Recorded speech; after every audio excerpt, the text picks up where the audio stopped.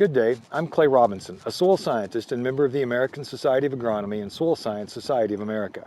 In this video, I'll show you how to put your annual plants in the ground. But first, a word about planting for landscape plants.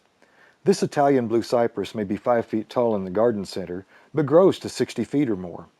Don't be the person who invested their money and time in a tree only to have it grow into a utility line. When selecting a plant, I examine the roots, stems, branches, and leaves. Let's look at the roots. A plant may have a few roots visible in the potting soil, or it may be root-bound from being in the same pot too long, like this one. The roots are growing in circles around the inside of the pot. If available, choose a plant that is not root-bound. Back home, water the plant well until water runs from the bottom of the pot. This helps decrease transplant shock. In pruning the plant, I target lower leaves, buds, flowers, and fruit. A plant wants to reproduce, so if buds and flowers are present, all its energy goes into them. Removing about half the buds, flowers, and fruit is a short-term sacrifice for a long-term gain. It promotes a better root system, which means more flowers and fruit in the coming weeks. This squash plant has some buds and flowers that will steal the energy from growing roots. So I pinch or cut them off where they connect to the stem. Don't pull them off, as that can damage the stem. Remove lower leaves that are turning yellow and any that have broken petioles. That's the part that connects the leaf to the stem. Let's prepare the roots for planting. If the plant is in a peat pot, pull off the bottom and tear through the sides in several places to help roots grow into the soil.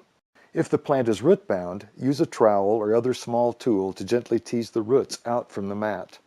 Some roots always are damaged during transplanting, and some top growth should be removed to help the plant adjust. So the more roots that are damaged or on the ground when you're done, the more severe the pruning needs to be to help the plant adapt. We're finally ready to put your new plant in the ground. Plant as deep as the first leaf you leave on the plant.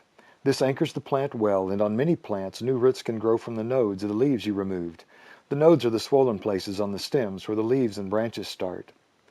Push the soil into the hole and gently firm the soil against the root mass. This ensures contact of the soil with the roots. However, if you pack the soil too much, water movement and root growth will be restricted.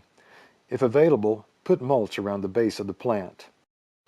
In conclusion, to increase the chances for success for your new plant, water the pot thoroughly. Prune buds, fruit, and leaves. Tear the pot or tease the roots. Bury the plant to the bottom leaf, fill the hole and gently firm the soil, and cover the soil with mulch.